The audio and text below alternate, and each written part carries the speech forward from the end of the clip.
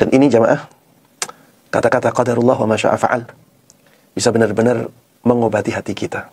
Hati yang tadinya merasa sedih ya, hati yang tadinya merasa rugi, hati yang tadinya terganggu ya, dengan mengatakan qadarullah wa ma syaa fa'al, merenunginya, mengulang-ulangnya, menyadarkannya ya, maka hati itu akan luluh ya. Hati itu akan terobati. Makanya kalau ada musibah-musibah, selalu baca qadarullah wa ma syaa fa'al. Ini takdir Allah. Ingatkan diri akan ini. Ini takdir Allah. Apapun yang Allah kehendaki, itu yang Allah lakukan. Apapun yang Allah kehendaki, Allah wujudkan. Dan Allah akan mampu mewujudkan. Jadi yang pertama, kita ingat bahwa itu dari Allah. Dan Allah telah memberikan kepada kita nikmat-nikmat yang sangat banyak. Ini yang pertama. Dari qadarullah ma syaa fa'al kita faham ini. Itu takdir Allah dan Allah telah memberikan kita kenikmatan yang sangat banyak. Ya coba bandingkan saja ya. Bandingkan antara musibah yang menimpa kita dengan nikmat Allah yang kita dapatkan. Tidak ada bandingannya jemaah. Tidak ada bandingannya.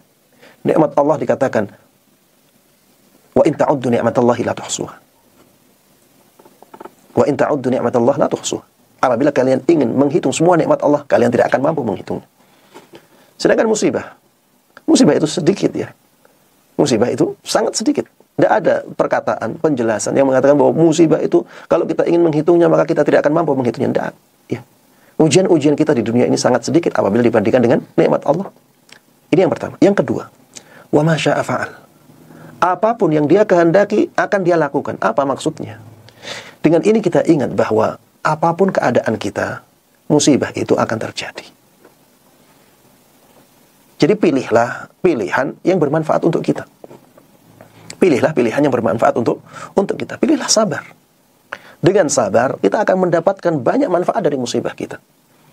Dan memang kesabaran tidak akan mengubah musibah itu. Tapi paling tidak, menjadikan musibah menjadi sesuatu yang paling baik untuk kita. Beda kalau kita tidak sabar. Dan musibah pasti, ya, dan musibah sudah terjadi. Kalau kita tidak sabar, kita akan kehilangan banyak kebaikan dari musibah itu, padahal musibahnya tidak akan hilang. Saya contohkan dengan contoh yang lebih nyata ya. Kalau misalnya orang tua kita meninggal, atau saudara kita meninggal, atau istri kita meninggal, atau suami kita meninggal. Kalau kita sabar, apa yang terjadi? Kita akan mendapatkan semua manfaat dari musibah. Pahala yang agung, derajat yang tinggi, diampuninya dosa-dosa, dan seterusnya.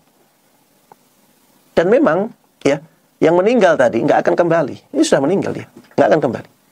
Tapi paling tidak kesabaran itu bisa mengubah keadaan, bisa mengubah musibah itu menjadi sesuatu yang sangat besar manfaatnya untuk kita.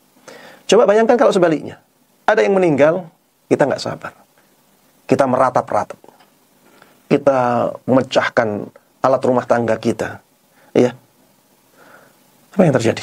Apakah orang tersebut yang mati akan hidup lagi karena tindakan kita? Tidak sabar itu? Tidak. Yang mati tetap mati. Bahkan kita kehilangan yang lebih dari itu. Kita kehilangan pahala yang besar, keutamaan-keutamaan datangnya musibah, kita kehilangan itu, ya. Kita terjatuh ke dalam dosa besar, na'udzubillah min dzalik, ya.